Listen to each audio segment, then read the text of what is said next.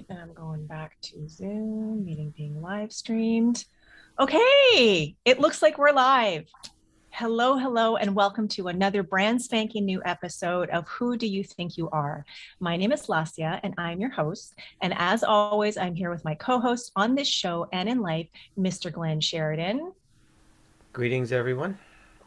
And today we have another super special guest that I am really looking forward to talking to because Glenn has actually spent more time with her than I have. And I have heard so much about her through Glenn, through my other spiritual community. And so I'm really, really, really excited to dig into this conscious conversation that I know is already bubbling up and making its way forward. So as we begin, I would just like to say thank you, thank you, thank you. We are so eternally grateful to be coming to you from this wonderful, amazing place called Saanich, where we live, work, breathe, and play on the unceded lands of the Saanich people. We are so grateful to be here now. So let me tell you a little bit about our guest today. Actually, I'm just going to read her bio because it is really short, sweet, and super succinct and to the point. So our super special guest has been a nurse, wife, mother, teacher, medical transcriber, runaway, drunk, administrative assistant, bookkeeper, property manager, realtor, event planner, and minister. Embracing it all, she says, every moment of every day has been preparing me for now. Since 1979, she has been on a spiritual journey of study and teaching. She was ordained by International Association of Churches of Truth in 2001 and has subsequently been a licensed minister serving Centers for Spiritual Living in Winnipeg and Kamloops and Unity Vancouver Island. She currently also serves as president of Unity Canada. Now, I have had one conversation with this amazing person, and I so look forward to having more. And I always enjoy the little nuggets, ahas, and just sort of insights that I get from the Sunday talks that I end up listening to while Glenn is watching from our living room what's happening with Unity Vancouver Island coming from Nanaimo. So without further ado, knowing that there is so much more to dig into and explore, I would like to invite Reverend Patricia Zogar to let us know. Reverend Patricia, who do you think you are? Thank you and good morning. First of all, I would like to acknowledge that I'm in the traditional and unceded territory of the Nanaimo Mustikwa, and am very grateful.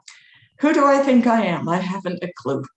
And as I think on this question, I realize that we're all of those things that we are. I left out one thing, acting. I'm also an actor. All of the things we are and have been, our memories of all of that constitute part of who we are.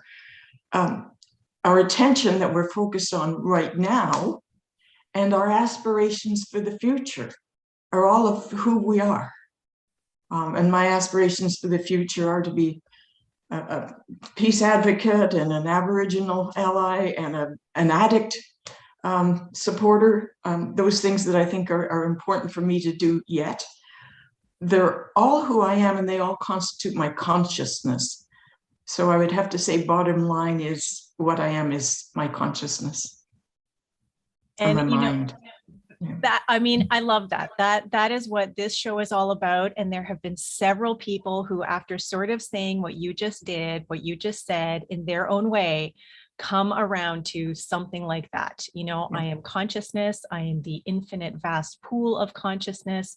I'm consciousness expressing, evolving, creating, at play, something like that. And I think it is so cool because for me, when this podcast idea first came up, it came up out of these kinds of conversations that Glenn and I would have together, either just the two of us or with friends on our couch after dinner, where we'd be talking about who are we? Are we the roles that the labels that we ascribe to? Are we the expectations that we put on ourselves or that other people put on us?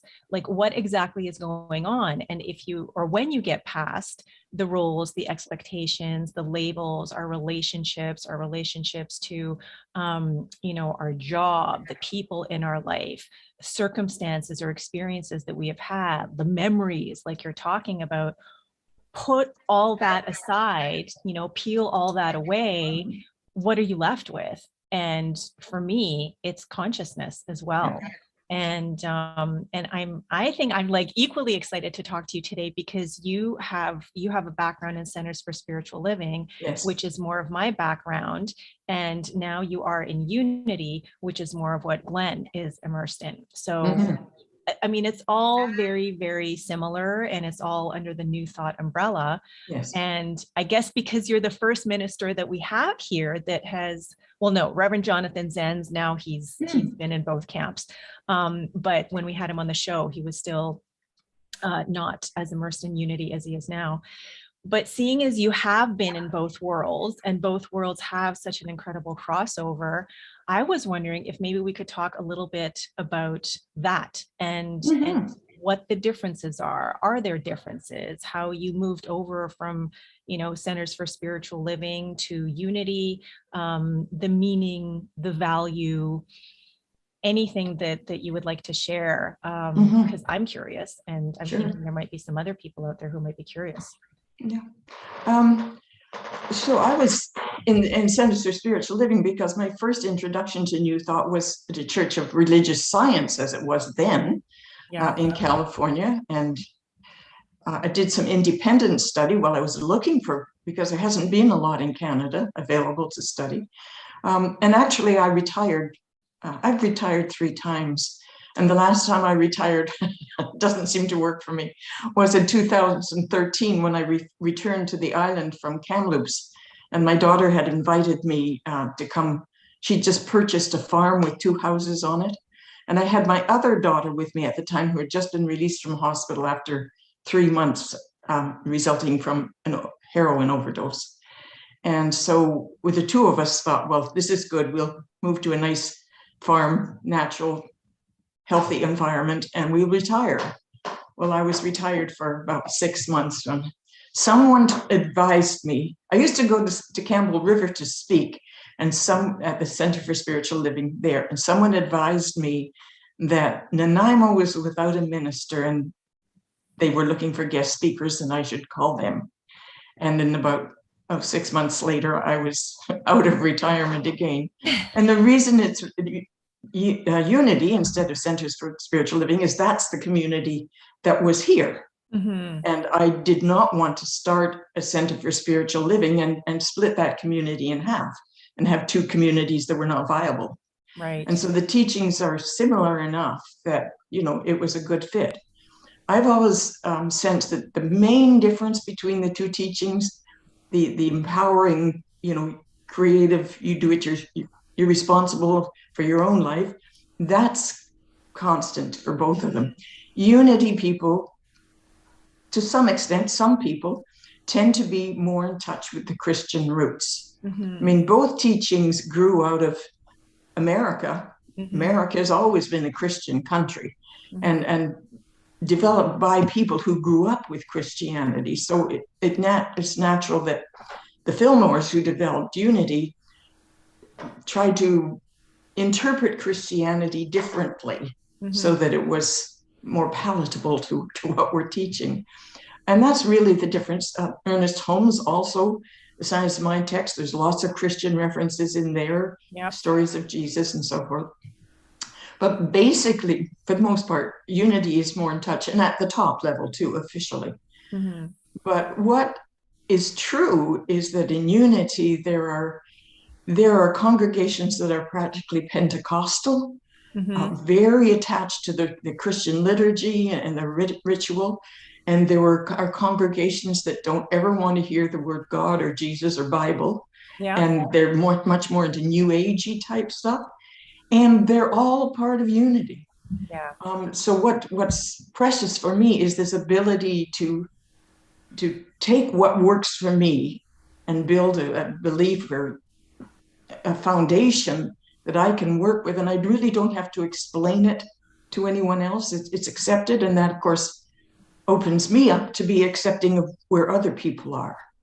And I was brought up without religious training, so I resisted Christianity for quite a bit. But I'm relaxing a little and being able to welcome the beautiful teachings of Jesus, interpreted to how they work to my life, how they're relevant I think that's the whole thing. We have to be relevant to today's people, or they're not going to want to hear. Mhm. Yeah, there were so many things that you just said that I could go and unpack and sort of branch out on. The relevance, because you just said it, that for me, I think is key. I think, that is when we were still in Toronto 5.5 years ago, before we moved here to the island. When we walked into the Center for Spiritual Living Toronto, which has since changed to become a Global Truth Center Toronto. Mm. It wasn't my first time walking in, but when Glenn and I walked in together a few years after the first time that I walked in, that was the day where I found like I'd found my spiritual home. That was the day where I felt like I had connected with my community, my people, and I felt so welcome. I felt so just connected. Like that was the big word for me. And so much of it had to do with not just the hugs and the smiles and we're so glad you're here at the door, which were very genuine. There was also this added element of like, oh my gosh, I'm seeing a whole bunch of people here who are my customers at my bakery. How cool is that?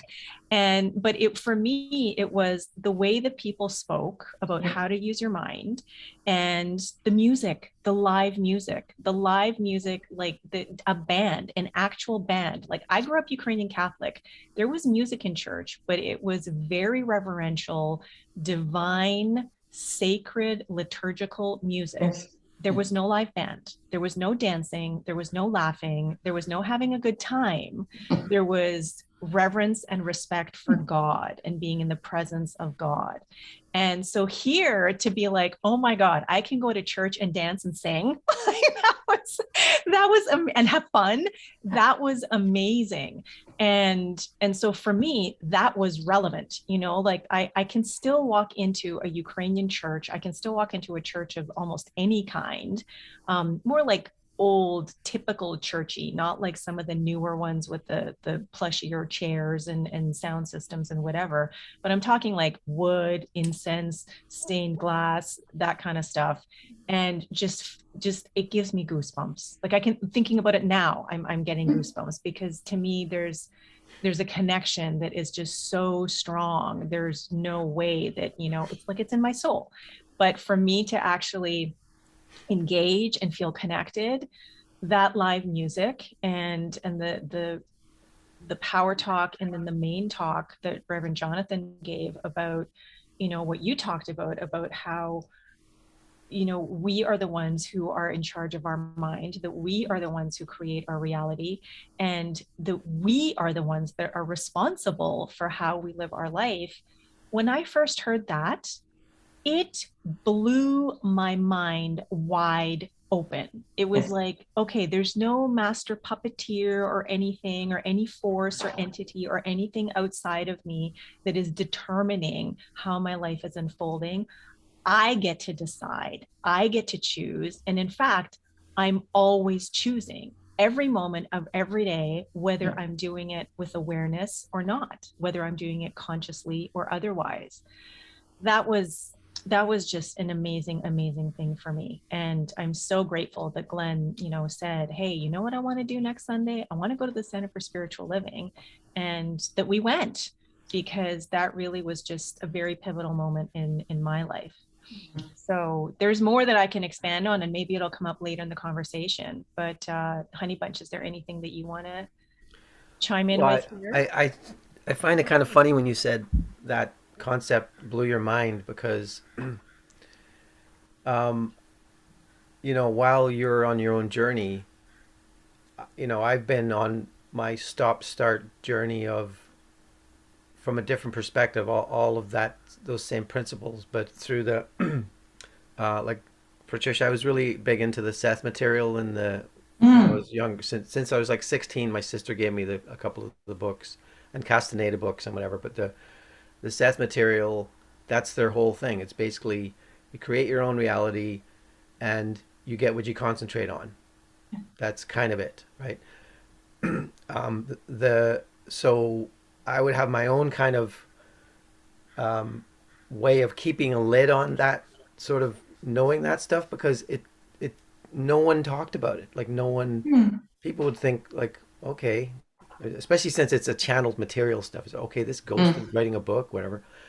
But I think around the time that Lassie is talking about, I picked up an Ernest Holmes kind of a compendium or like a compilation book, and one of the titles was something like the title of the book was something like um, you can change your life or you can change your reality or whatever it was. I'm like, oh, that's like Seth stuff. So I kind of started reading that, and then left it aside, and then for some reason when Lassie's business was winding down, I said, let's go to the Center for Spiritual Living and check this thing out. um, but yeah, for me, it's always been that that like that uncertainty mixed with a deep knowing. Like I know this is true, but when you have everyone else saying, no, no, no, there's only one reality, and like, you got to like find a way to fit into it, Yeah.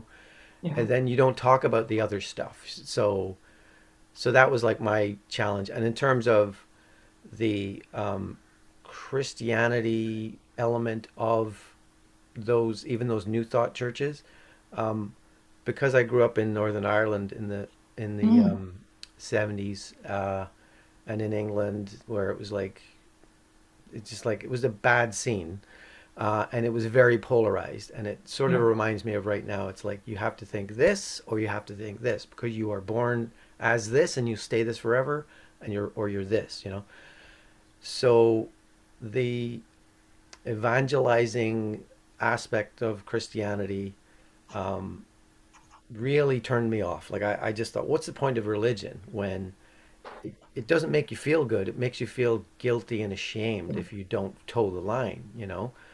So to have these other types of ways of organizing a church or a community center based on spirituality and growth, consciousness, learning, to have them come along and sort of go, oh no, there's another way of doing it that we just, we're not very ham-fisted about it. We honor you for just being here at this point in your journey, whatever that is. And I think Unity of Vancouver Island is a really good example of the way that I wish it had been, all along kind of thing.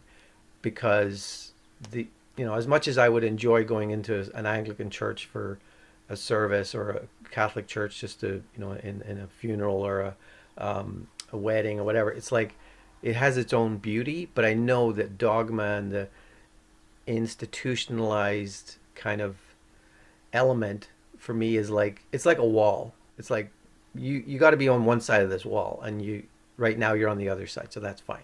Just stay out, come and visit occasionally. But to have a welcoming, just honoring, come on in, gathering kind of energy to a community, and that can be like people getting together to read like a book group or something, and just to be with one another, or meditation, like Lassie does meditation twice a month. So yeah, I know that you know this kind of stuff, but I'm just giving you a background, like Yeah. that this is one of the reasons I love the our own Unity community. But I know I would have walked into one in another part of the States or Canada, I might not feel the same way. I'm not sure. I was interested in your reference to the Seth material and kind of apologized or dismissed that it's channeled. Yeah. Ultimately, I think everything's channeled. Hmm. All great music, every talk I give on Sunday. I mean, I don't pretend that there's some other entity talking to me, but it's just coming through me. Right. you know. So that was one thing I thought of when and um, they say when you talk about, having your mind blown, just before I was introduced to New Thought, I did the EST training, which was the pre-runner to landmark education. And I was in a bad state when I did that. I was totally at the effect of a bad relationship, blaming the men in my life for all sorts of things. And just this hit upside the head when I realized that the only thing that was consistent in all my relationship was that I was in it. Right. So yeah, but previous to that, I had felt totally at effect, that life was just happening to me. There was nothing I could do about it. I was just being blown in the wind, as it were. And this, as you say, this whole idea that I can actually change my thinking, change my life, that I can actually, that my thoughts and my belief are actually creative. I mean, it's the most empowering. And it was a difficult lesson. A lot of people are not in a position yet to hear it. They just can't understand that. No, look what's being done to me. But boy, talk about liberation. Yeah. Yeah. And that, you know, I think that goes to speak to something that Glenn mentioned a few minutes ago, a couple of times, about honoring where you are on your journey, honoring other people where they are on their journey. Because I know for me, I mean, this is my first year in 5 years that I'm not officially in class in spiritual studies. There's stuff that I'm doing still, but this is a break this year. The first 5 years were intense. And I know that, you know, next year or come the fall, when I go back into ministerial studies, that's probably going to be even more intense than advanced consciousness studies was last year. So I'm grateful for the break. And it's been interesting, you know, as I've been in class with people and teachers who, I mean, for the last 3 years with Dr. James Mellon from the Global Truth Center, Los Angeles, who is just so forward thinking, so cutting edge, so never mind outside of the box, there is no box thinking, that the people he attracts into those classes, into his presence, into his community, it's just so amazing to be in the presence of people who are constantly wanting and actively being stretched and pulled apart and just like moving into the what's next and what's more, and how can I just open myself up to this incredible, amazing, universal, energetic flow to consciousness to just like emerge itself through me in the most fulfilling, engaging, expansive way, still knowing there's always more to come. Like always, always, always. It's never stopping. It's always creating. It's always expanding. And so to be in that kind of environment for, you know, 3 years with Dr. James, for 2 years before that in classes with various teachers, and then to step outside that in just sort of regular life can be challenging for me sometimes, because I'm like, why isn't everyone wanting to do this? Why isn't everyone wanting to, like, you know, live to their fullest potential and realize how incredibly innately powerful and creative they are? And it's less frustrating for me than it was when I first started my journey, because back then it was like, I want to share this with everyone. I want to tell this to everyone because everyone can benefit from it. And what I really came to realize is that my journey is mine. My journey is just for me, and I get to live it and travel, you know, through it and experience it the way I choose. That's the same for everyone else, and everyone else is exactly where they are, and they are exactly where they're meant to be. And for me now, I see that as an opportunity to not only honor, you know, where they are, but just sort of see how diverse and how different and how many different ways, like gazillions of different ways, consciousness just keeps emerging through and as everyone and everything. And I find it fascinating. And sort of the more I experience that, the more, even though I want to share it, the more I'm just curious about, how can this happen through me? How can I become more of what I am meant to be, who I am meant to be? How is mine to show up in the world? And even though I'm so grateful for this break this year, because it's allowing me to focus more on my soul excavation business and in working more with clients, I am so looking forward to getting back into school and having my mind and brain and just like the very, you know, isness of me pulled apart and blown to smithereens, so I can get into, you know, the next version of myself, to know that that's just going to be pulled apart and blown to smithereens, you know, 5 seconds later kind of thing. And that's what's so scary for people, I think, you know. Yeah. And you're right. I mean, we have to balance.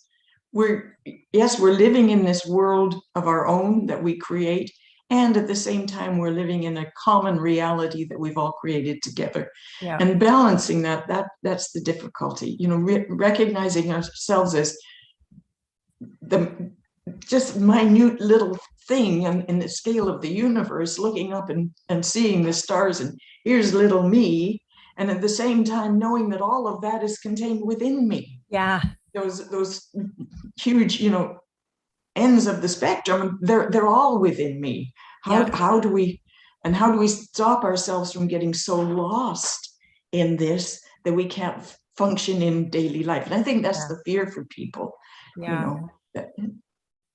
And just, okay, so daily life, that's a good thing that I would love to focus on, because I have been fortunate enough to also dip my toes into, the CSL pool and the Unity pool, because I worked for Unity Victoria here for a year and a half. And so not only did I see the wonderful Wednesday morning groups that would come in with Mavis, as she facilitated the book studies and things that they talked about. But I also got to see the behind the scenes and how I worked in the office, and to see some days better than others, and with some people, more easier than with others, but how a church is run in a very mindful, conscious, and spiritual way. And then be there for the transition from the way it was to more of the way it was before Unity Vancouver Island became what it is now. And so to have that experience of applying spiritual principles to daily activities, and to moving through life, and even a seemingly mundane task as bookkeeping or filing,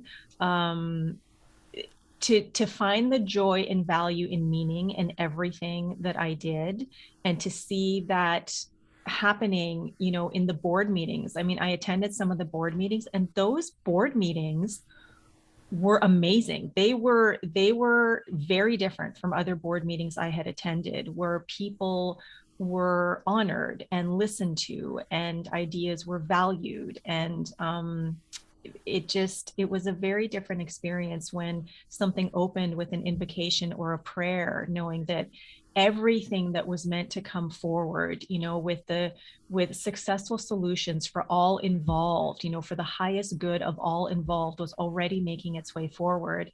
To begin from that versus, oh my God, we have to balance the budget, was a very different experience.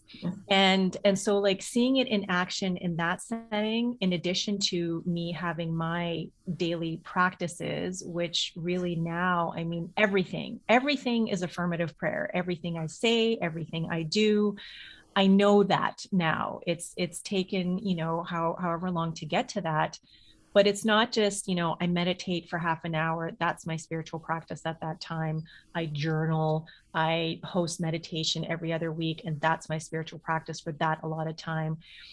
Life to me is spiritual practice, and the principles that are part of the Unity teachings, that are part of the Science of Mind teachings, and I suspect part of other New Thought teachings, where essentially we teach that there is only one thing going on, call it God, call it universe, call it source, call it energy, call it love, call it creativity, call it playfulness, call it what you will. There's only that one thing that is going on, that is the activity, that is the essence, that is the inception, that is the interconnectivity of everyone and everything, which means that we are all that thing. And like you said just a few minutes ago, the entire universe within us, that Rumi quote, you are not just a drop in the ocean, you are the entire ocean in a drop. And so to the extent that we're aware of that, we create our reality, and we create our reality using our minds. So for me, I just, to see all of that put into practice daily, and be able to apply that to how I do my work, to how I relate to people, to how I just show up in the world. To me, that's what these teachings are about, whether it's from Unity, whether it's Science of Mind, whether it's from something else. That's what it's about. Is how would you respond to that, Reverend Patricia? Well, I just before you said affirmative prayer, when you talked about starting a meeting with prayer, that was something I wanted to go to. And it's the kind of prayer that we do. So we start our meetings with a prayer, we end our meetings with a prayer, and it's not asking for something. Mm, It's accepting something. yeah. It's setting the tone. It's knowing that the perfect answers and the perfect guidance is here. And I was going to say thank you, but that's one of my pet peeves. And many people in Youth that I know end their prayers with something like "Thank you, Spirit." I have a real, this is personal to me, a real antipathy towards putting using pronouns for God, not him. We all agree it's not a him. Hmm. Hmm. Sometimes we say it's a her. I prefer to say it's an it if I have to use it. Yep. But using saying thank you, God, to me in my mind conjures up a picture of God as a person, Hmm. as a you as a person, right? Hmm. So we that was just a little side trip I took there. Well, but We just for that, so I just want to interject for a brief moment. Thank you was something that I was taught not to say because that immediately put God outside of us. That yeah, immediately it immediately separated, and the whole thing that Reverend Jonathan and Dr. James, who are two of my main teachers, just like drilled into our minds is if you really believe and you really embody that you are God, you are the infinite expansive universe, you will never use second person. You will never refer, and even in spiritual mind treatment, always done in the first person. yeah, Never, never, never, never, never. I will every now and then drop a thank you instead of saying I am grateful for, because the right. feeling is there. But yeah, no, that was like The pummeled in. phrase "thank you" is just so ingrained in our culture. It is the primary way we express gratitude. So Yeah. I you know, I realize I don't know everything, and it's okay. And again, that's one of the things about New Thought is that inclusivity, and we have to work at it. But the whole idea of when the gay rights started, I guess 20 years or more ago, a lot of the Christian churches took courses and they put up little signs to say that they were an affirming community. And to me, that's always been a non-issue. Yeah. And you thought of course you're welcome here. Yeah. If you look around, probably half of our ministers are gay. So, Mm-hmm. what's that all about? It's not something we had to say. It's Yeah. something that we acted, that we demonstrated out there. So inclusivity, and that is especially important to me now. We say we're inclusive no matter what culture, no matter what sexuality. And it's kind of almost like sometimes everybody's welcome here, except people who are a bit of a nuisance, you know, Yeah. except people who have a little mental health challenge, except people who disrupt things a little bit. And, we have to keep reminding ourselves, are we inclusive? Is everyone welcome or not? And yeah, and Yeah. and Something that's else just went through my that's head. however they pray, however they Yeah. what position they take politically, Yeah. Yeah.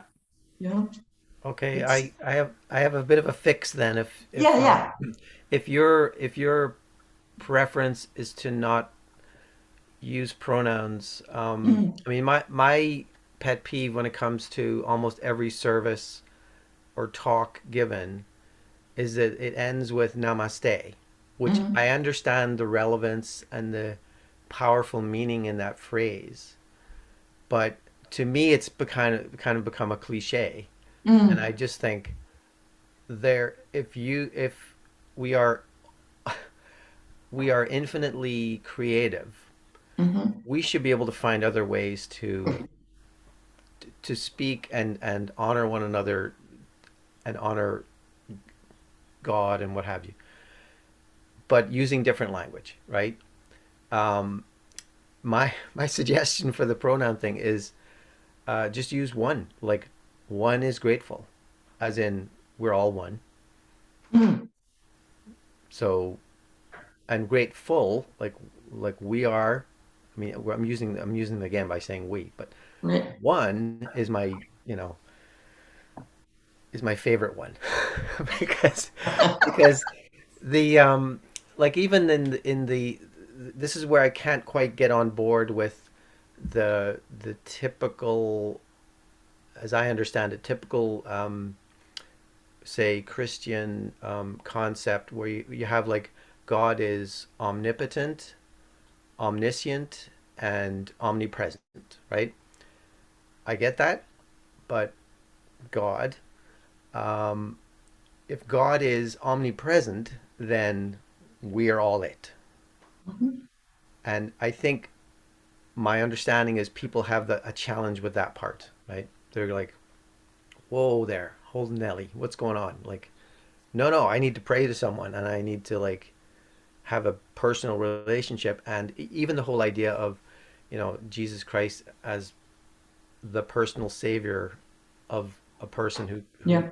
who claims to be, who says, I am Christian because I've given up my life to, and I put my trust in the person, I guess, the part of the Trinity, or if you're into Mm. that, um, that is still like, well, you've distanced yourself again, right? You're not Mm. embodying, and this is why the New Thought Church's idea of Christ consciousness. I don't know who came up with that, but that is a little bit more on my wavelength. That's my, I can get that more. I don't I don't necessarily have to put all my focus on the teachings of Jesus, because I think this is a person who did exist in the Middle East, in a different culture, in a different time, whose teachings, whose experiences embodied what other people have looked at with, say, Buddha. It's like, okay, there's this way of being that is so open and trusting that you just know that, like, whatever happens is fine, because we really can't die because energy can't die, right? It just changes. So this thing of putting your faith totally in one person who's separate from you, and there's a story behind that, father son and all that. It's, and I still don't understand how the feminine aspect became Holy Spirit rather than just father, mother, child. I'm still trying to figure that part out. But the other part of it that kind of gets me a bit riled up is, um, it's often swept aside that when Christianity came in, and it really came in with like a storm, it completely, almost completely destroyed what was, as in the pagan way of honoring life. You know, Mm. like I've said this before in the podcast, you have a Socrates or a Plato, or you have, someone like Marcus Aurelius, or, people in those classical worlds. They honored different gods for different aspects of life, and those things were those spirits were supposedly placed into statues in temples, and when Christianity came in, that was all destroyed, and the Yeah. Library of Alexandria destroyed by Yeah. zealots, people who just were like, no, we're not having any of that. Like, there's one way to look at life, one Yes. way to honor God, and you guys are going to burn, or you're going to, we're taking all your temples and we're going to turn them into a market or whatever. So all that stuff, like, we forget that those ways of looking at life, which were different from the monotheistic way of seeing God and life and our experience, our relationship to God, that was all kind of put aside. But we've kind of come around now, when we have, you know let's say on Vancouver Island, we have so many cultures that, in the First Nations, we have, like, we've had, some Quatan, Thomas's friend, Lawrence Mitchell, come and speak with his children, and like give his story. his way of honoring life and experience and honor and talking about mistakes and talking about learning and being with creator and all that stuff. Like that's sort of equivalent to what many pagan cultures were. That was the day-to-day life of people. They honored and made sacrifices to gods, in the river, in the trees, in the rocks, in the crops that were coming. They would pray and that kind of thing. Um, and I just think that whole thing has been kind of forgotten about, and it's Mhm. interesting that it's kind of coming back because there's a lot more um, honoring or listening to indigenous cultures now, like even from 10 years ago. Like we really didn't talk about these things. And if you want to honor and be an ally, like that's what it's about, I think, just listening. And like, but that also, like, there's parts of my culture that are from Northern Ireland, especially as a Protestant, born as a Protestant, but not really intense. Um, it was just trampled. Like it was just like the Irish were like one of the first cultures to be colonized by Rome and all that. It was just like, okay, we're not doing that anymore. So that stuff, it's kind of broken, and I think it's important to let people find a way to uh, include those and honor those pagan traditions back into their life as it is now, because it's very different. Like Mhm.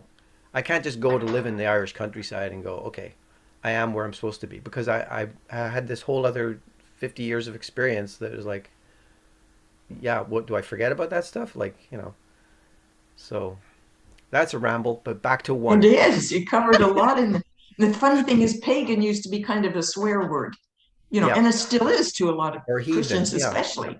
But it simply means the person who sees God in nature. Yeah. Yeah. Couple of things that I picked up on from the beginning. That was a It was. wide was your idea of accepting Jesus as the personal savior. And I always say, from what? Hmm. What are we being saved from? And this is the whole sort of Christian idea of being born in sin. Okay. Yeah.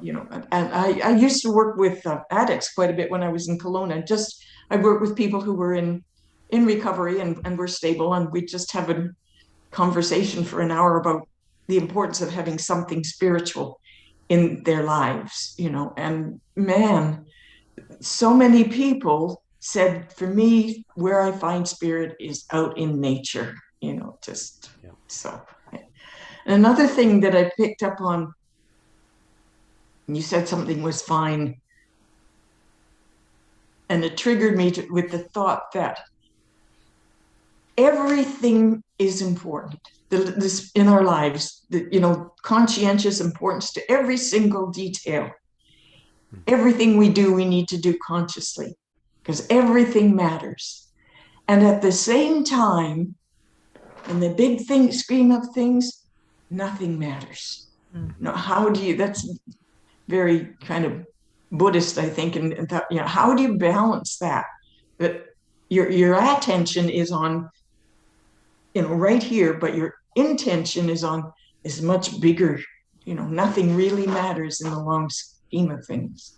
Hmm. Those were just thoughts, and not sure how they relate to what you just said, but they went through my head as you spoke. So Wow. I've Yeah. said enough for now. No. Well, No, you're the guest. what just came up for me, I mean, I'm loving listening to both of you talk, is the attention versus intention and sort of like the focus versus the big picture. Mhm. One of the class favorite book that we read in advanced consciousness studies was The Quantum Revelation by Paul Levy. And in one of the chapters, he talks about versus like narrow focus and big picture and how you can't do both at the same time. And he talks about, I think it's a tapestry where you can like really hone in on one of the details and just marvel at the craftsmanship and the thread and the colors and everything that's in there in this one little tiny part. Like, how did they do that? Or you can go out and see the entire scene, the entire just, magnificent, opulent, ornate display of this entire thing, that has been woven together, and experience that. Either way, you're engaging in, creativity. But it's like, what are you gonna focus on like the, one tiny thing or the big picture? That's kind of what that reminded me of, because yeah, for me, I'm going back and forth constantly, like throughout the day. And again, endeavoring to be mindful. But there's also tons of stuff that I do where, even though I'm aware that I'm doing it, I'm not, focused on it, because, and so here's my question, because we actually talked about this in class, and there's even the sort of, where studies show that for about 5% of our waking day, we're thinking consciously, we're using our conscious mind and creating from our conscious mind. And the other 95%, we're doing so by rote. We're doing so from those memories that you talked about at the very beginning of the podcast, from our subconscious mind. And for me, sort of the not the trick, but the what's the word I'm looking for? The intention, I guess, is to balance the two, to what I'm thinking consciously and what I'm doing and creating through my conscious mind becomes congruent or in alignment with my subconscious mind. So whatever limiting thoughts, stories, beliefs, the collective consciousness, race consciousness, whatever is, that subjective mind, that automatic filter or mirror for whatever is, being processed here, that because all of this, I have come to terms with and have consciously decided, this is what I believe, this is what I'm creating from, that automatically whatever I think just filters through that and shows up exactly the way that I expect it to, rather than, being skewed and changed and shifted because of all of this muckiness that might be in my subjective mind. That might have been a bit too jargony. But how do you do that? How do you, I mean, I feel like you're so far along on your journey, so far ahead of where I am, but how do you do that on a daily basis, maybe even a moment to moment basis? It never ends. I mean, I still have dark nights of the soul all the time. Sometimes they last for 30 seconds, sometimes they last for a day or two. Yeah. And, I don't believe anything anymore. I better resign. I better quit. Yeah. I mean, we're constantly working on it. As you say, the more, just over the years or whatever, the more we get conscious about what we're thinking and knowing that that's going into our subconscious mind. Well, the old analogy, if you have a glass of muddy water and you just, keep dropping clear waters into it, eventually that water clears. So you just have to keep. And you really can't access your subconscious. I don't know much about psychology, but my conscious mind can train my subconscious mind. And that's where we have to work. Noticing. There I go again. Noticing. Honey Munch, that was your word last week, wasn't it? Noticing. Yeah. Last week we had on a returning guest, Emily Rogers, who also talked a little bit about the noticing thing was like where I'm at. That's when we all discussed what we're kind of doing. And for me it was like I'm in a noticing phase of everything because there's so much going on in the world, right? But Emily is an amazing sort of philosophical mind, and She's also a psychology student.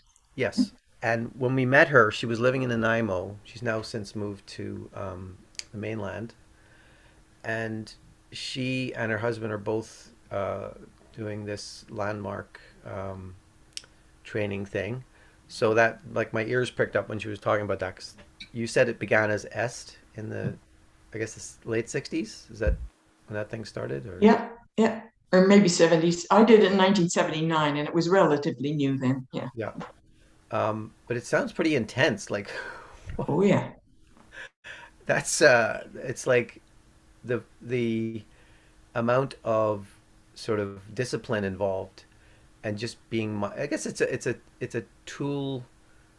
a toolkit to do that training of the mind and like be. It's the four agreements. You know, be impeccable with your word, but like always do your best, and it's like that kind of thing. You know, it's. I'm really intrigued by that kind of thing, but to me it sounds like right now I'm not, you know, I'm not going to go anywhere near something that's going to take that much time. Uh, Mm. Well, to and it's also being held accountable.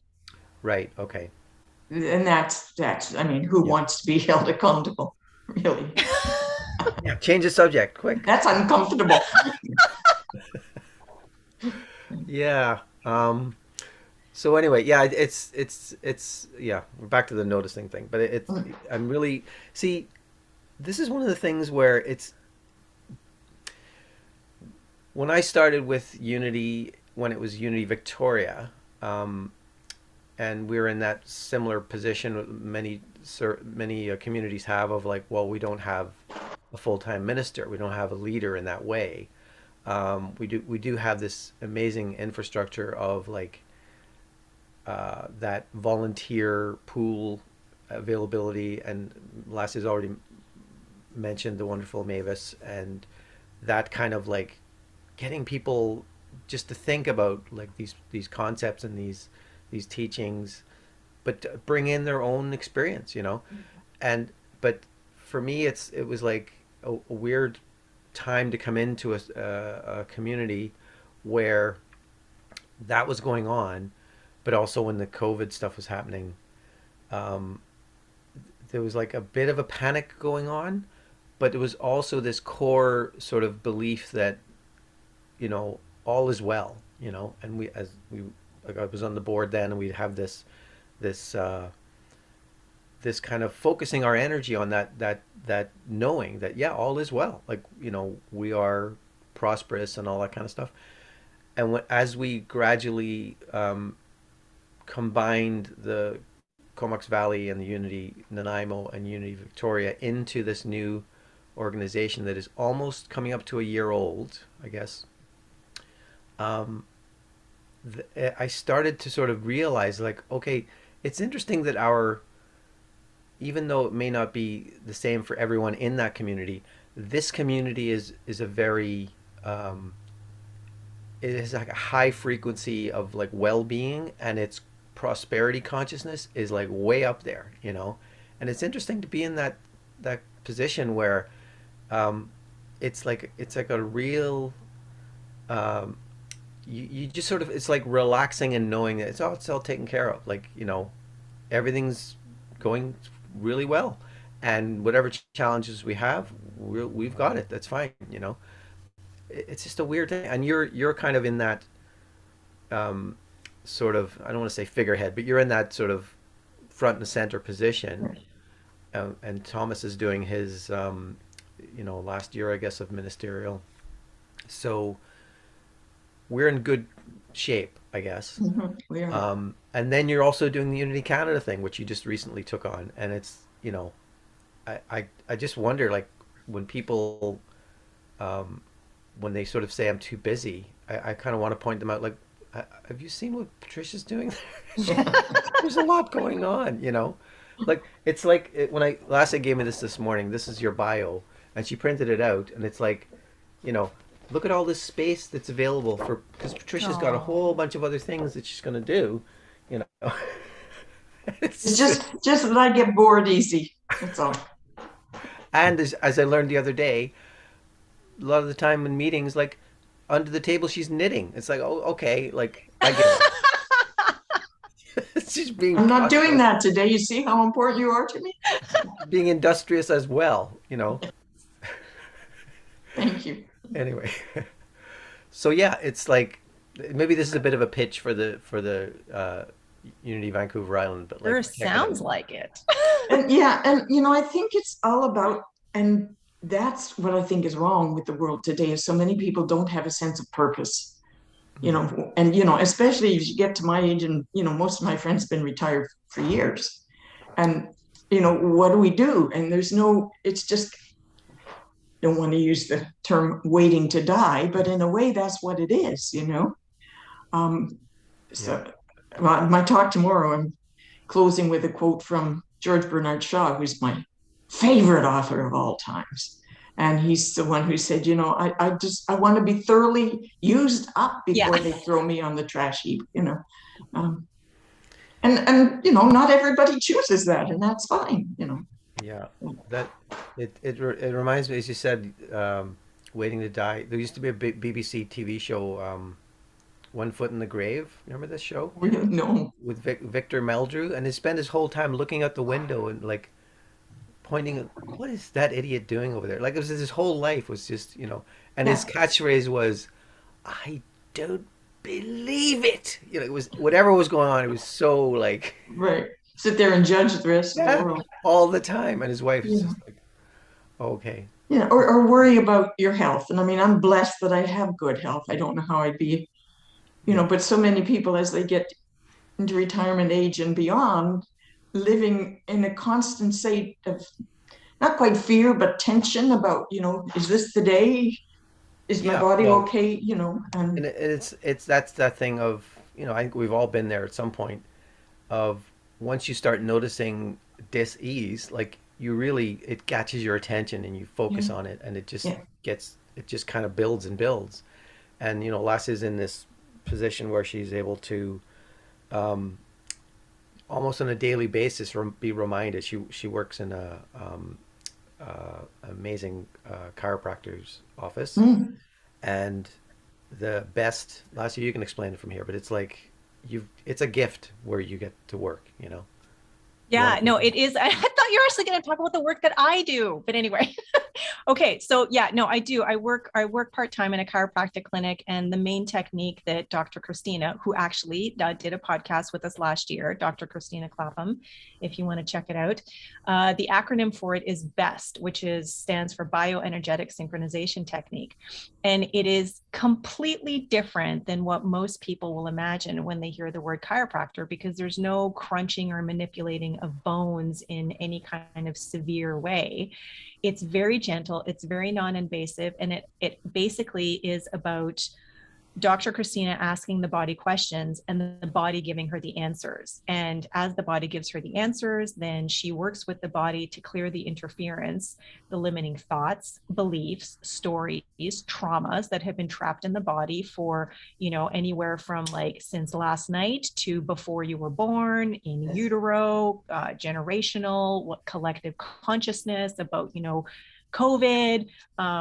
That gets released so that the body can come back into alignment, into its natural state of alignment until the next time. And then, people come back and, does more of this technique. And it is amazing. And I mean, I came to her as a patient because about 12 different people through CSL Victoria had gone to see her and just loved her. And when they talked about the kind of work that she did, I'm like, well, this kind of sounds like if science of mind were mm, chiropractic, that it would mhm, kind of maybe be a little bit like that.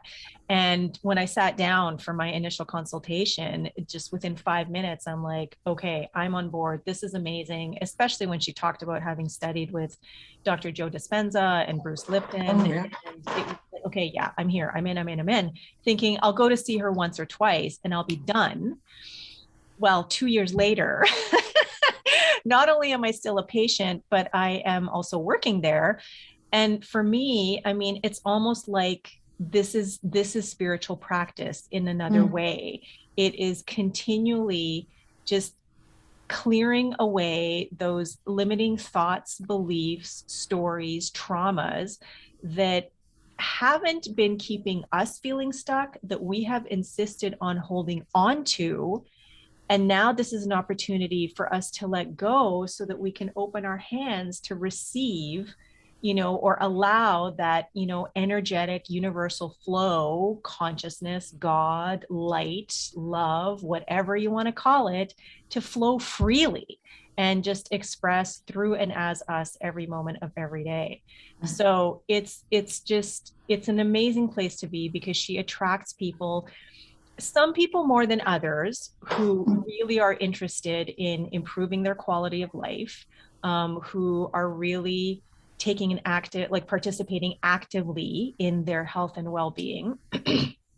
Some are still, when they come in, they're like, what can you do for me? What can you do to make me feel better? But my experience so far, after having been there about a year and a half, is that most people who walk through there at some point realize that, oh, there's more than I can do in order to help myself. And, the more I do that, then the more these treatments that I get from Dr. Christina are valuable, and it just one feeds into the other. And then that also just reminds me of what I thought Glenn was going to be talking about, which is the work that I do, which actually I'm doing a workshop at Unity Vancouver Island coming up next month on the 10th, is the Eat Well, Be Well work, which is about improving our quality of life, not just by choosing different foods, because the foods themselves are going to help us, to feel better and become more vibrant and energized, and get rid of inflammation and the achiness in the joints and in our back, and are preventing us from sleeping well. But it's about the awareness that we have around food. It's about the mindfulness and the activity of what nourishment is, not just through food, but also all the other ways that we nourish ourselves in our life. Are we actively participating in that? Are we aware of how we're nourishing ourselves, or are we doing things that are making us feel tired and like we have no energy, and like there isn't enough time or money to do anything, and that we're basically just, waiting to die because we're getting old, and that's just what happens when you get old. Things start to break down and you get sick, and eventually everyone's going to get cancer and die. So there are many different ways of looking at it, and any moment in time, like the now moment, like that's when you get to change stuff, like right now. And because the universe is constantly rebooting itself, we're constantly being rebooted, we're rebooting ourselves.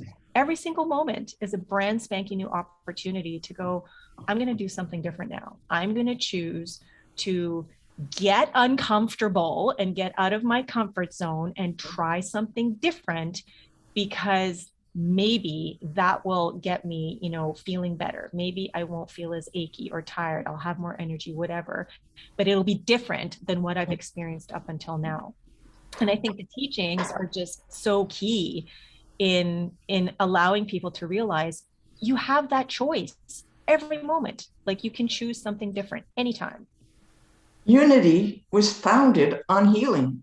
That's what it was about originally. Both Charles and Myrtle, female. Fillmore had, Myrtle had chronic tuberculosis for many years, and Charles has had a withered hip and a shortened leg from an accident, and they were both healed through retraining their mind. I have a personal story that I think is really down to earth. Many years ago, I had a very small cancer on my kidney.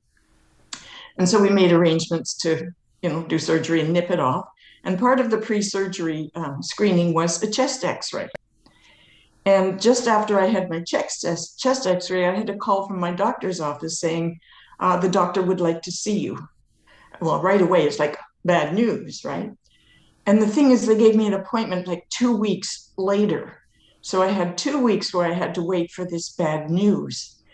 And what I knew was that the kidney cancer metastasizes to the lungs, first of all.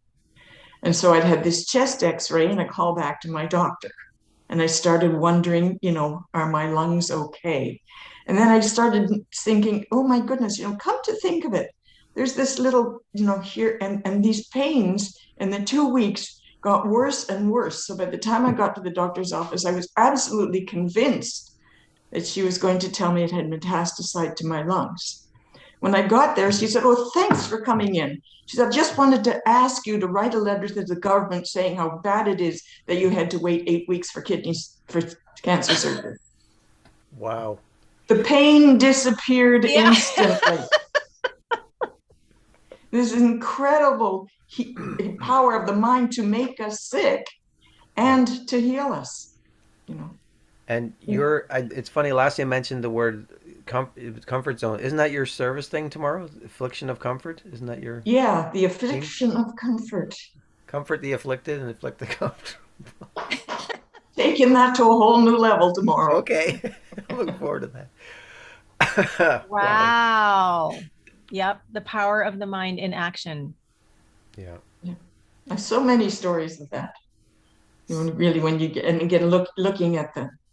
Well, and you know what? I mean, that's what I think people can relate to. People relate to stories. And Hmm. when someone hears something like that, I'm thinking that someone who listens to this podcast is going to go, "Whoa," and will resonate on some level Yeah. and will stir something in them to realize that, "Oh my gosh, you mean that just because I've been living life like this up until now doesn't mean it has to be like that going forward?" No, no. No. Just like another. I was 4 years old, and I was working with my father. We were going to move into a new house, and oh, it had a coal chute into the basement and stuff. We were clearing stuff out of the basement, and there was a bushel basket full of refuse there, and sticking out of the bushel basket was a big piece shard of broken glass. And I reached down to pick up a paper underneath it and have a 4 inch scar on my arm. I was 4 years old, so you Yeah. damn near cut my arm off. But what I remember from that is my father taking off his shirt, wrapping my arm up, carrying me to the doctor's, walking into the doctor's office, and the lady stood up and said, "You can go right in." You know, and there was all this attention from my father, which Yeah. was rare. Yeah. And I started cutting my body, Mm. with accidents and I had, by the time I was 27, I'd had 4 major surgeries. And looking back, and I say, oh my God, I discovered that the way to get attention was to cut my body. Mhm. And it seems so bizarre and so far out, but a little 4-year-old mind puts those things. Yeah. And I don't mean to spend, you know, months going into therapy and stuff, but when you just realize those connections, you can grab a hold of it and make things change. Yeah. Lassia has her own story about glass, but anyway, Huh? you can disguise you can put that in it's in the book, isn't it? The Yeah, it is. Yeah, it is. Yeah, yeah. I'm going through my book revisions right now. The manuscript is due on April 1st. And so I'm on the second third of my book. So that's what this weekend is about. But yeah, in the first part of the book, among the main vignette, there are little tiny ones. And there is one about me being 3, tracing my finger, just being absolutely fascinated by this S curve that was a break. I don't know how an S curve, but an S break in the glass, one of those old, this was when I was 3, so 1971. So the glass was this like rippled Mm. long pane, and just looking and the sunlight dappling through and glimmering and shimmering, and me just taking my finger and just tracing the S, cutting my finger in the process, but not realizing because I was just so fascinated that, Right. this light was happening and dancing in the curve and whatever. And then my dad coming in to the hallway, freaking out, wrenching my hand away, screaming, at how could I be so stupid to do something like that? And it was only then that, realized that, oh, my finger is bleeding profusely because I had cut it on the glass. Mm. And I mean, that's, a whole other stuff, from there. But it was just like, I was focused on the glass and the beauty and the, just like the sparkly shimmeriness. My dad was like, oh my God, my child is bleeding to death, kind of thing. So, And you made Yeah. conclusions in your little mind yep, about that. Yeah. yep. So fast forward, guess who always cleans the windows in the house in our household now? Useful. I just like you got something out of it, yeah. Um, oh wow, sorry. Yeah, but the other thing about this whole like I absolutely acknowledge that it is a real thing that you have things like um, generational trauma, right? You Mm, have for sure. intergenerational trauma, and it's it's real. However, I think the power of the other side of that coin is often like forgotten about or just played down. This idea, and this is back to the Seth material stuff. It's like, look, this is a story. This is real in that story. This is very real. But the other part of it is the generational trauma thing.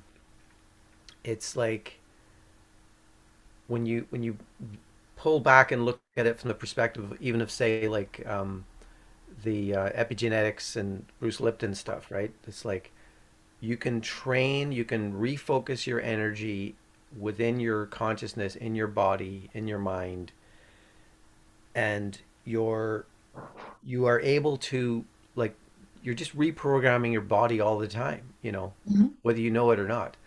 And because there's no time doesn't really exist. It's just an agreed upon framework that makes it easier to discuss things and just be in society, you know. Um, but there isn't actual time. It's like you stop and start everything in the moment, right? So really, you're for example, in the current uh, early March 2020, it's the war. The what is Mhm. war? It's sort of a thing that's in your life if you're in a certain part of the world, or it's on the news, or it's in the future. It could happen. It could affect me, and your decision of how much attention you place on that will actually mold your experience Sure. going forward, right? So you know, again, it's sort of a it doesn't necessarily translate well because the minute you start talking about like how do I put that into practice, well, it involves time. It involves um, discipline and just you know recognizing the examples of how you can actually make little changes in your life that benefit you, that are beneficial to you and to others, by just like not necessarily even getting involved in a conversation that seems like important on one level, but really it's a choice to do so and to not get involved in conversation or just to listen and leave it at that. That is often the best thing to do. That is a form of healing by Mhm. just being there and listening. You don't have to insert yourself as a character into that story, right? So, back to the generational trauma thing. Um, I I can acknowledge that um, my even my parents, when they whatever experiences they were going through when I was born, when I was conceived, Mhm. um, that's part of who I am. Mhm. But it's not the only story that I'm, destined to. Yeah. It's like no, like look how many times in our lives we've changed, and we've say had a bad relationship with another person and been able to walk away from it after hitting your head against the wall a certain number of times or just realizing like this is not healthy or good for either of us here. Like let's just Yeah. go. So that we have to remind ourselves like this is an ability we all have because it's like you stop and start time. You my it's on my bulletin board here. Every moment is a starting point for creation. Like you're you're inventing the universe like each moment, right? Mhm. And it's happening so rapidly. It's it's continuous. It's like a film. It's like 24 frames per second. You just think it's well, no, it's actually little moments. So this is like for me, it's a conundrum. It's like I get the trauma thing, but again, there's a part of that is a choice, and that we can Mhm. pull back and like honor. Like I when Lassie was doing in the meditation last week, whatever she was doing, she was using the Mark Nepo book. What's it called? 7,000 ways to listen. Yeah, and whatever imagery was going on, it had me being held by my mother as a baby. I'm babe in arms kind of thing. And I was in this like real like relaxed state, and then within moments I'm holding my own mother as a baby. A whole I'm I'm giving love to my mother, right? And then my father, which is even more surprising because I thought, what's going on here? Like my father, like was very not involved with the lives of his children. He was there, but he wasn't there. Yeah. And to have like an opportunity, as I see it now, to be able to go like, oh, this is a tiny being who is so full of potential, and I get to, in just an instant, just a moment, to just hold this person who's my father, and then this other person who's my mother. And obviously, there's that cycle thing because I'm also held in another image. But I was like, I Mm. felt this love of being a parent of, what is God, like part of God is there, and this it was so like moving to me, and I came out of it and was explaining to other people there. It was very like shocking that I had that opportunity. It wasn't like just a little dream flitting moment of a dream you remember. It was very visceral and real. But I don't know how long it lasted, but I'm so glad I had the opportunity. So thank you. It lasted again. That was, Yes, cool. yeah. You talk about the generational trauma and how one can make a choice not to, but the trick for that and everything else really is before you have the choice, you have to notice it. You have to know what it is you're doing before you can choose to stop doing it. And that's the whole reason for therapy and all the various processes we go for is to notice what it is, and then we can make the choice. Yeah. So, Reverend Patricia, just to clarify for me, when you're saying noticing, are you noticing that we are making the choice? Possibly, yes. Noticing that yeah, I'm doing this. So for instance, I'm cutting my body a lot because it gets me attention. Yeah, But I have to bring that into my consciousness before I can say, oh, no, I'm not going to do that anymore. right. Yeah. Okay. Yeah. The thing that Or I I'm was at the thinking, effect of, I'm at the effect of my culture. yep. Do I like that? Shall I keep it? Yeah, maybe, but not this part. Yeah. Yeah. The thing that was coming up for me, as both of you were speaking, is my absolute favorite spiritual principle. Principle is not bound by precedent by Thomas Troward, that was used by Ernest Holmes. And it means that there is, so precedent is something that happened. Principle is who and what we are, that universal energetic flow, consciousness, God, whatever works for you. So principle is not bound by precedent means that there is nothing that has ever happened that could ever have any bearing on the infinitude, the infinite creativity, power, and resilience that you innately are. That is unchangeable. Yeah. It's forever changing, but that in itself as a concept is unchangeable.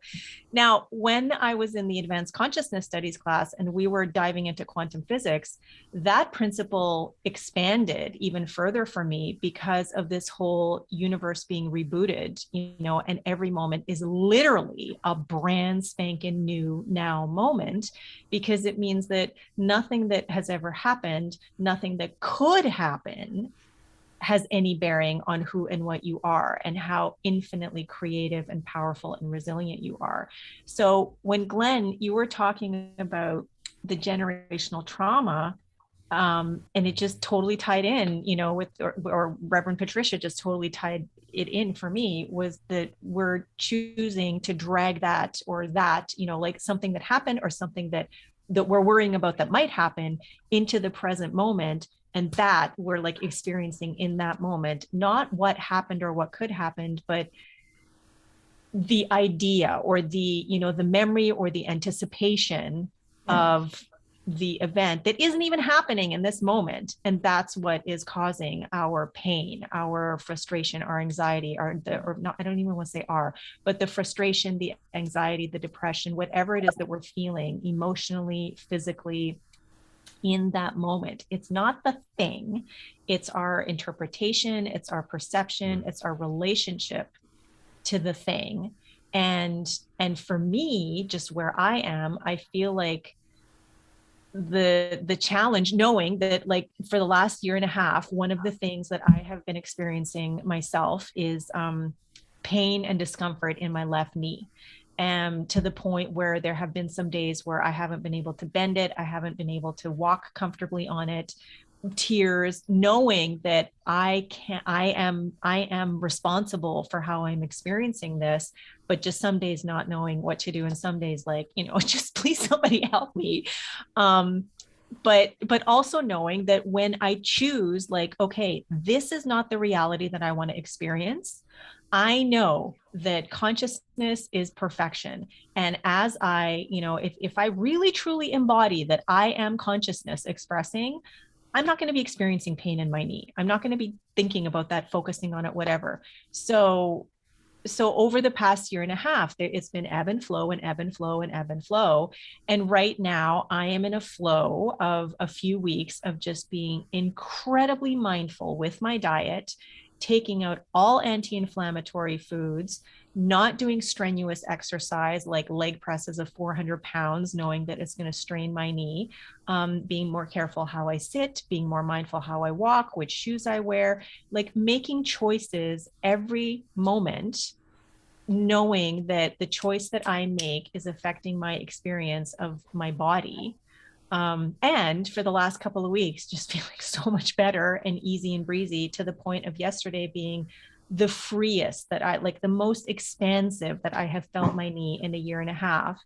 And it's, yes, I mean, I'm going for chiropractic treatment, and yes, I'm going for acupuncture. However, I'm making the choices to go for chiropractic treatment, to go for acupuncture, and then in between to do all the things that I'm doing, and choosing to believe that those things are supporting me in living pain-free and feeling the vibrancy and energy and comfort and fluidity and movability and flexibility of this super awesome body that I have, that is an expression of consciousness. So that's and that is a combination for me, which is what I was getting to, of living sort of in a Newtonian, or a scientific materialistic world, while being aware of the quantum, realm, and bringing it together, knowing that I don't have to stay stuck in this kind of reality, that I can grab from, the realities where this isn't even an issue. I'm like doing other stuff and dancing and skydiving and surfing and whatever. That's what I'm focusing on, which is helping me to make the choices I'm making in the now moment to feel better. Does that make sense? Yes, and I was just thinking of Myrtle Fillmore. She healed her body by talking to her cells. And I actually broke just a very thin fracture of the patellar plateau or something. Anyway, I broke my knee.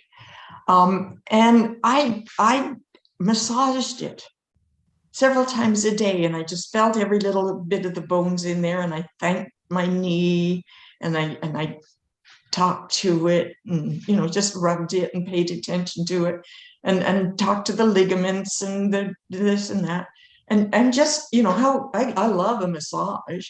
Yeah. So I was massaging myself too, and most people didn't even know I had broken my leg. Yeah. For a couple of weeks I was a little bit, but and that is so, and it's free and it's available to everybody to talk to your body, to listen to your body, because it's all one holistic, the mind body connection. Yep. Curious to see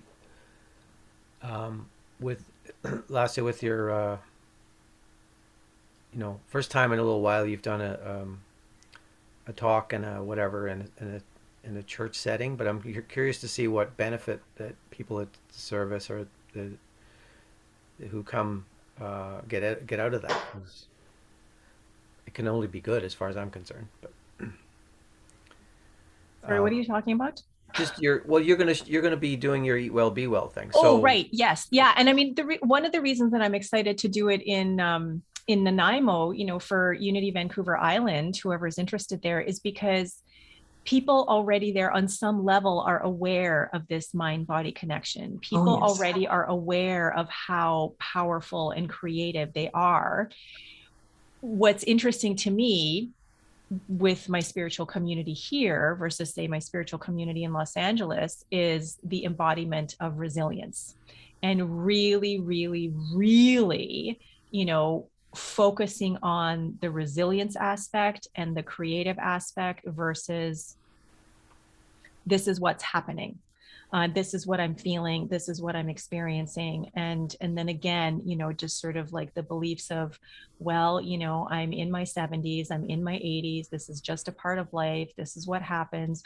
Or just talking about not feeling well, or the latest diagnosis, or how many COVID cases, have been talked about in the news. That the resilience to me is just something that really could use a little bit more, attention, a lot of TLC, and just a lot of noticing, frankly, because as everyone here has talked about today, what we put our attention on is what grows. What we focus on expands. And so if we are thinking and embracing and embodying, our resilience and how powerful and creative we are, and like, what else can I do versus, oh, my back hurts and oh, my joints ache. Well, which way are you going to maybe get, feeling better? So yeah, so I'm excited because I know that people are already like primed, to some degree, and they're aware. So yeah, so that it just there's just more to do in that kind of environment. So yeah. And that brings up a question a lot of people have about New Thought. And are we the same as Christian Science? And in the basic teachings, yes, almost the same. And the two main differences are Christian Science teaches only the teachings of Mary Baker Eddy, where we're open, like we study everybody. Yeah. And Christian Science will not cooperate with the medical profession. They said, they're committed to, I can heal myself, and I respect that. But to the extent that we're being swayed by the common misconceptions that illness is inevitable and we need antibiotics and this and that, to the extent that that's true for us, we'll then use that. Yeah. Use that with your knowledge that your body its natural state is healthy, and you can return to that. But if you believe that you need the doctor to set your leg, you better go see the doctor. Yeah. So New Thought, we don't throw the baby out with the bathwater. No. It's this: if God is everywhere and all powerful, God is at work as the surgeon, as the chiropractor, as Lacia, as Glenn, as me. We're all healing channels. Yeah. In the supplements, in the medicine. Yeah. Yeah, and it's and that word believe and belief, that's Exactly. that's the linchpin, isn't it? Because when I have a discussion with someone at work and I realize we're on polar opposites of a perspective, I have to remind myself, well, because that person, that's what they believe. They're experiencing what they believe. So And that's true for them. I come along with my beliefs, and I'm just like, well, they're not the same. So that's fine. I've got my own life and my own evidence that what I see and what I feel and experience is right. It's what's going on, but it's according to my programming. Same for that person. Yeah. So it's almost a bit of a miracle that we actually are able to have these spaces where and these opportunities where we so-called agree to disagree, but it's almost like just honoring the fact that this person's journey and this, well, again, the belief thing. It's like they're not literally on the same page as me. I'm over here and they're over there. Yeah. And who's right? Well, we both are, because we're both. We're so addicted to being right, and we think that in order to be right, we have to make somebody else wrong. Yeah. And neither is true. When in our early days, we were going through stuff with Lassie and I, and one of my things that came out of my mouth one time, and I don't know, I obviously heard it somewhere or whatever, but I just she was adamant about something, and I just said, "Look, do you want to be right or do you want to be friends?" And that was like we both kind of laughed. It's like, okay. Yeah. Yeah. No, and that's kind of our icebreaker. I know other people who would say, do you want to be right or do you want to be happy? But for us, it's do you want to be right or do you want to be friends? And yeah, it's a good one to, I mean, we haven't had to actually use it in a while. Because we were good friends. But yeah, I mean, it could be like a really heated argument or like I'm, and Glenn is just, and then one of us will say, and then it completely, shift in perspective, bringing back, into alignment and, what's true and good.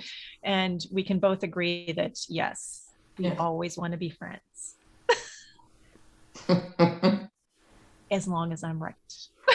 No. Always the last word, yes. No, that's our daughter, Milana. But there's room for so many truths, Yeah. That's I think that's peculiar to Western culture somehow. The right, wrong, maybe not. I don't know. Well, no, I don't know. Like, this is where, like, our friend Dave back in Toronto, from Israel, and getting into arguments with him really taught me. It's like, wow, a person could be so like throw all their essence into an argument, and then it just dissipates. It's like there's a certain cultural norm in certain societies where it's just like it seems from the outside is like, well, this is going to come to blows at any moment, but really it's just like, no, then you give it your all, but like it's you move through it. You have to move through it with the energy of giving it your all. So yeah, I don't know if it's maybe again I'm not well traveled, but I'm sure there are little pockets. Well, again, is it more, as you say, as a Western thing? I don't know. It's I'm getting lost in this, but it's like I should just do what it says behind you. Peace, be still. I'll just be quiet. Thank you, Jesus. Thank you. And this wonderful, this picture is the same, is a duplicate of the picture that's in the little chapel at Unity Village where the Fillmores used to pray. Right. And Wow. somebody donated this to Unity Vancouver Island years ago. And it was in the main building, and now that's mostly daycare. So it's been brought over to my little study meditation library here. Yeah. So kind of cool, aren't I lucky? Yeah. Okay, so I'm looking at the time and we've gone past 10:30, which we're endeavoring to sort of cut things off at because our podcast can just go for hours. There are a couple of things that you mentioned at the beginning, though, that I was really curious about and was wondering if you could expand on. So I'll pick one. And well, you know what? I'll give you two and then you can pick one. So Okay. One of them was that a couple of your aspirations are to be an Aboriginal ally and the other one is to be an addict supporter. And so I was wondering if you could tell us a little bit more about either one of those, what that means for you. Okay. Well, I had a daughter who lived with addiction for about 16 years. Some of those years living with me, a couple of major hospitalizations, several trips to the emergency where we found her, gave her CPR, brought her back, and eventually it got her. So that's important. And I see how major a problem this is in our society. And even when I watch TV, people are just doing drugs all the time. It's such a thing. And even now, the opioid crisis is taking more lives than COVID, has throughout the whole thing. And it affects mostly young people who have, a lifetime of potential ahead of them. And so I wonder, and yet, with COVID, which is affecting mostly old people, and we put so much energy into it, I just wonder what's lacking, that somehow we feel that it's the addict's own fault, that it's a choice they've made, and that it needs to be treated as a disease. I like the idea of that's been tried in Portugal and other places, where you give the addict what they need to remove the criminal activity of having to steal to get it. Mm-hmm. And then when they have what they need, you can start to treat them. That just makes some infinite sense to me. Yeah. And it's a major threat to our society that we're just kind of sweeping under the rug. I don't know what I can do, but I know it's an area that I'd like to see some change in. Mm. Wow. Okay. The thing is, and I often think too, if your 20-something child came to you, or the doctor told you they had cancer, you would do anything. Yeah. You'd drop everything. You'd sell the house. You'd drive into, this equally life-threatening disease. We kick them out, Yeah. There's something fishy here. So, okay. So this is a very personal thing for you, clearly. And it's not something that I can relate to because it's not something I have a lot of personal experience with. I'm going to ask you a question, which for me, asking it is a little uncomfortable, but you just talked about, that some people think that it's a choice that they have made. And we spent some time talking about that we're always choosing and we're always at choice to what it is that we want to focus our attention on. And so whether it's from your personal experience with your daughter or sort of anything else that came of that experience about addiction, is there something that you feel or can maybe offer as to, as a mother of someone who did die as a result of addiction? Is there something that you can offer to another parent or someone who has someone in their life who's experiencing this as to how to navigate? Because even those people, the parents or the siblings or the friends or whoever it is that, is in relationship with the person who is dealing with addiction, they're choosing and how to respond to that person. So is there something that you would like to offer to people? I don't know. It's really tough. I know when I was in Kamloops, I did go to some government-sponsored parents' care or families' care, I think, sort of group therapy session. Yeah. And it was really only about protecting yourself from the effects of the addiction of someone else. And that didn't sit right for me. Yeah.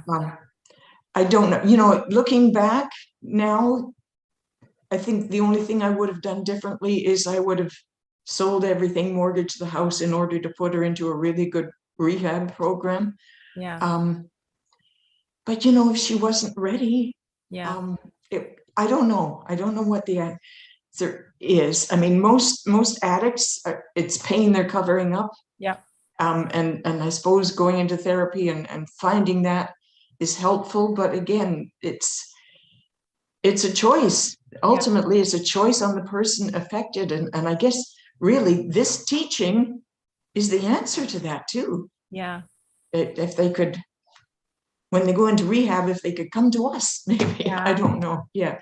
But supporting them, but not enabling them. There's that huge difference there.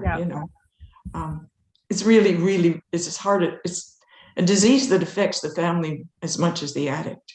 Yeah. Just, we need more awareness and more commitment from the government, I guess, I don't know. If I do know, I'd have done it by now. Right.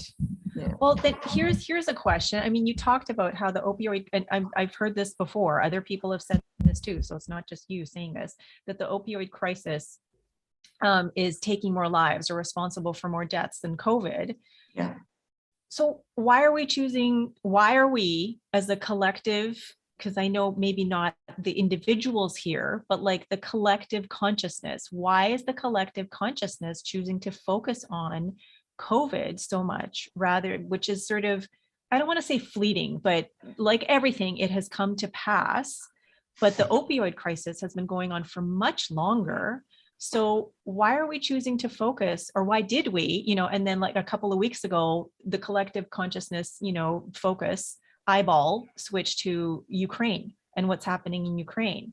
Yeah, Yet yeah. right here at home, there's this thing happening where we could actually, if we put our attention, I mean, look at everything that happened when people focused on COVID. I mean, yes, there was a lot of fear and whatever, but there was also a lot of shifting where huge businesses that were making certain things ended up shifting their entire business operation and plan to making ventilators or making masks. There were Yeah. people who opened up little businesses by starting to sew masks. And I want to say, like all this stuff was, great, but like the imagination was at play. Imagination is always at play. And look at all the stuff that, came out of that. So imagine if that collective energy, that collective consciousness, even a fraction of it, and I know the Ernest Holmes quote, one in consciousness with the infinite constitutes a full majority. Mm. But if the collective consciousness and awareness shifted focus to the opioid crisis, what could be done? Like, is it just Yeah. that people don't want to look at it because it's too painful? Is it I because don't it's think youth it's and not I don't old think it's that people? they don't want to look at it, it's that they can't relate to it. Mm, It's not personal. Like the COVID is an immediate threat to me, mm, where okay. most of us are saying, well, I would never be addicted. I would never do that. That's somebody else, And I don't want to use the word selfish, but we are self-centered. Mhm. When something threatens me personally or very close to me, I'm motivated. But other people's suffering, well, I mean, you said I don't know anything about addiction. I didn't either. Nobody in Yeah. my family had. Well, we'd had a few drunks, but it was different. You didn't Oh, expect it was going to. okay. We're not that kind of family. Yeah. You know, the wrong kind of life. That they probably deserve it. Yeah. There's judgment, I think, and there's distancing that just people just don't relate to this particular problem. Yeah. Honey Much, do you have anything? No. No, I'm just listening. Yeah, I'm oh, yeah. I mean, almost everyone has had a life that's been affected by something like this, but and you have that scale of addiction that some of them are hidden. Like sugar is a huge addiction, right? And in terms of severity and impact, um, and it would be nice if governments did shift focus to prioritize things like this Mhm.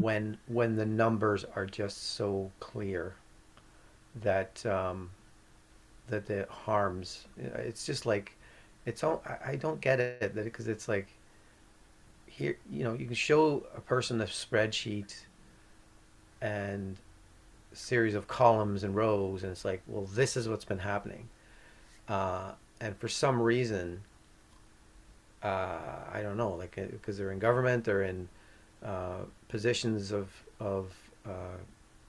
potential huge change, they're still somehow able to divert our attention to something over there because no, this is what's going on. It's like, well, no, that's a denial of that very real grief and love that families are experiencing, and the person Mhm. who is in pain, without a doubt, and this is why they're choosing certain addictions. Like it's a denial of that humanity, and I don't want to say it's unforgivable. It's pretty close. Yeah. I just don't understand it, and I just think this is where we are with politicians, especially, and institutions, because even nonprofits, even NGOs can be that kind of thing where they are set up to do a thing, and then their very honest foundation and mission statement and all that is sort of impeccable, but the moment they've been set up, they now become something else. They are there to sustain what they do and who they are and paying the bills for the people who work there. And it happens in government and bureaucracy. And I just think it's it's um it's an ugly aspect of society that we allow that to kind of happen. And it's not just like stepping over a person who's sprawled out on the street, or like not reaching down to ask if someone's okay, you know. It's this letting that go. It's kind of, I don't know, it's kind of ugly. And all we can do, I guess, is focus on the idea that change is possible, and that by loving people and seeing them well, is one of my catchphrases, is I see you well. I see you well. Uh, that that helps somewhat, because we've got this ability to communicate with one another, and to be of service in a way, and to just be that energy of love. I don't know why my throat's going like this. Excuse me. Um, because that in itself is still more than hoping for change on a societal, institutional, bureaucratic level. It seems to be like that's a dead end over there. I'm not, it's an ugly, Is it? like that's like it's like a figure eight or something. It just you get onto that thing and it just goes round and round. And what about this? So I'm grateful that you've been able to share Mhm. that kind of, oh, that kind of reality that is deserving of our attention. Like Mhm. when we first got to the island from a major metropolis, Toronto, and I would work every day, and I would go on the streetcar, subway, streetcar, bus, streetcar every day into downtown, and I would see certain things and I experience certain interactions with people. When I got here and I noticed, like, oh, there's like in every bathroom there's a syringe disposal thing, and um, I went to first aid and naloxone training and all this kind of stuff when I first got here, because I was interested in working in the for Victoria Kool-Aid, or doing volunteering. I did a little bit of volunteering, um, but I was so like stunned by this is the norm here. Like, I didn't see this in Toronto. Was it there and I wasn't seeing it, or was my attention not focused on it? But I thought I would have seen it because it was downtown. Like, it was in downtown Mhm. Toronto every single day, 5 or 6 days a week. I'd be downtown, and I was like, wow, I I don't know what priorities are here. Then I wasn't sure what was going on, Yeah. how to be part of, like what do I do? What's my part in this? How can I be of service or be any positive impact? Yeah.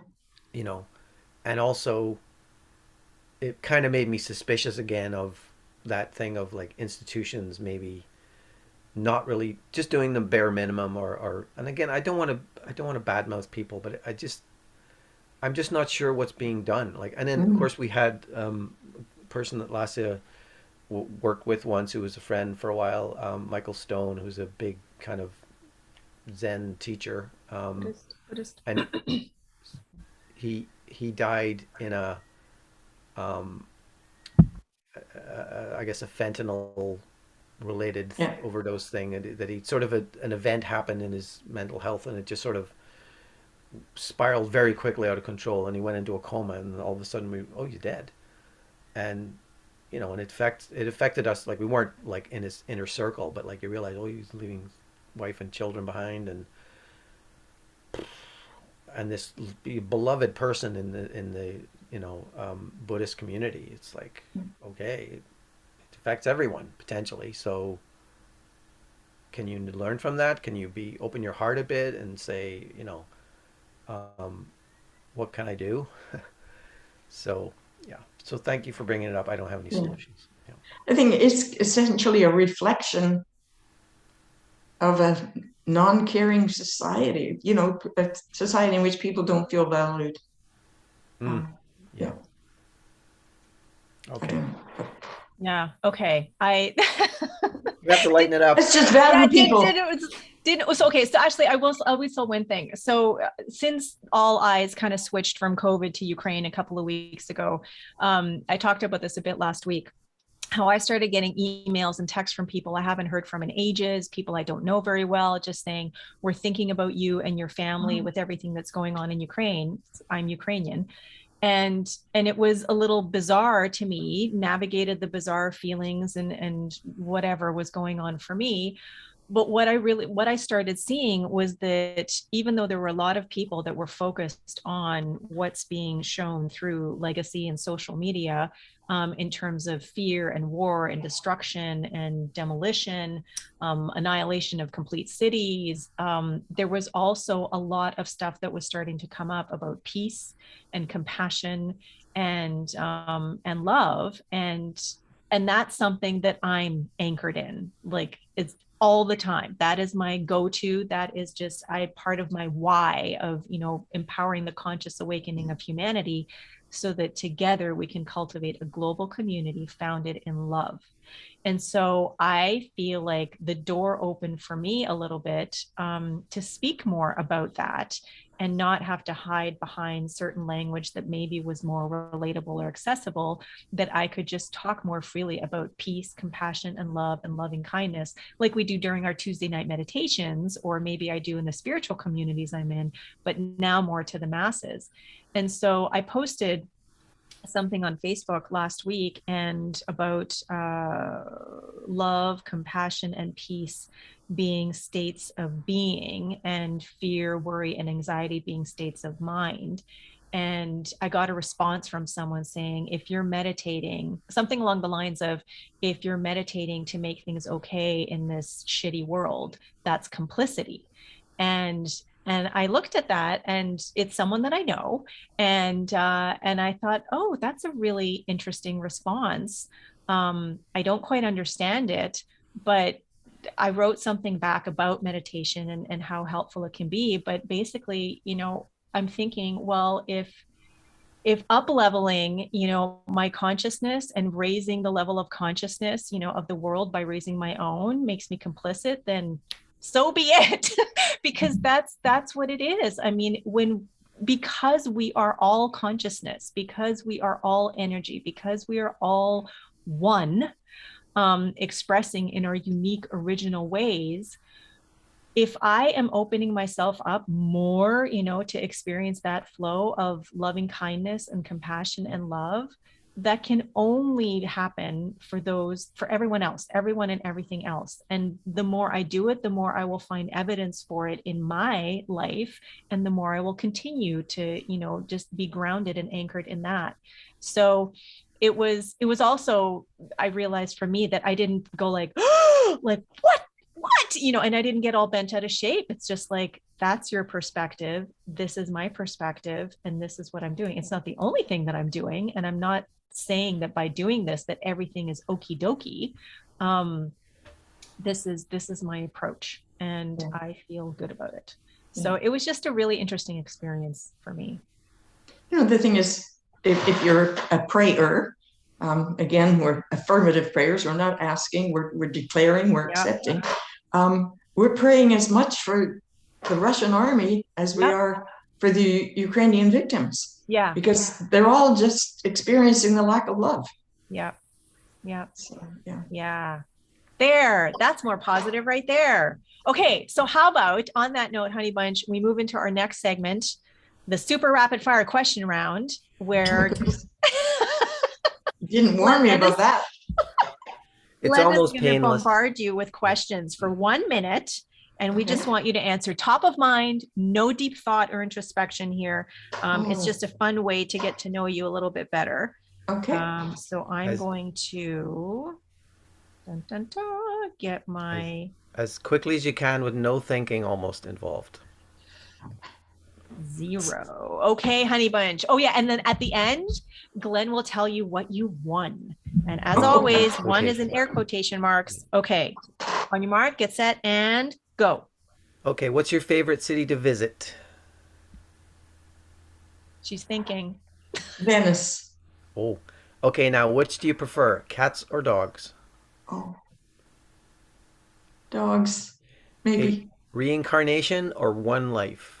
reincarnation. Okay, the Marx Brothers or Bugs Bunny? Marx Brothers. Forgetting or forgiving? Forgiving. Knitting or doing puzzles? Ooh, knitting. Books or music? Music. Sweet or savory? Sweet. Funny friends or honest friends? Funny friends. Ask for help or go it alone? Oh, go it alone. Showers or baths? Showers. 21st century or 20th century? Wow. Wow. 21st century still has some hope, hasn't it? I'll go with the 21st. There you go. Okay. Ding, ding, ding, ding, ding, about Okay. 30 seconds ago. That is a tough one, though. That is a Yeah. tough one. All right, Glenn, tell Reverend Patricia what she's won. Since it is almost Patty's Day, Eternal Echoes, John O'Donohue. Oh, I love author John of, O'Donohue. yeah, Anam Cara and so forth. Celtic Reflections on Our Yearning to Belong. I love this word, belong. Okay, again, I've read this before for one other person. It's a blessing. May you awaken to the mystery of being here and enter the quiet immensity of your own presence. May you have joy and peace in the temple of your senses.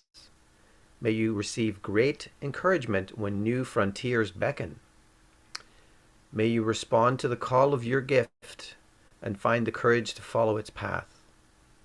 May the flame of anger free you from falsity. May warmth of heart keep your presence aflame, and may anxiety never linger about you. May your outer dignity mirror an inner dignity of soul. May you take time to celebrate the quiet miracles that seek no attention. May you be consoled in the secret symmetry of your soul, and may you experience each day as a sacred gift woven around the heart of wonder. Beautiful. Thank you. Thank you. Right on. Well, let's see. We're almost at the end. Reverend Patricia, if someone wanted to learn more about you or find out more about what it is that you do in this world, where could they go? I think unityvancouverisland.com. Right. All right, fantastic. And for those people who might be listening in Nanaimo, Sunday service, what's going on at Unity Vancouver Island? Hey, we can go full capacity tomorrow.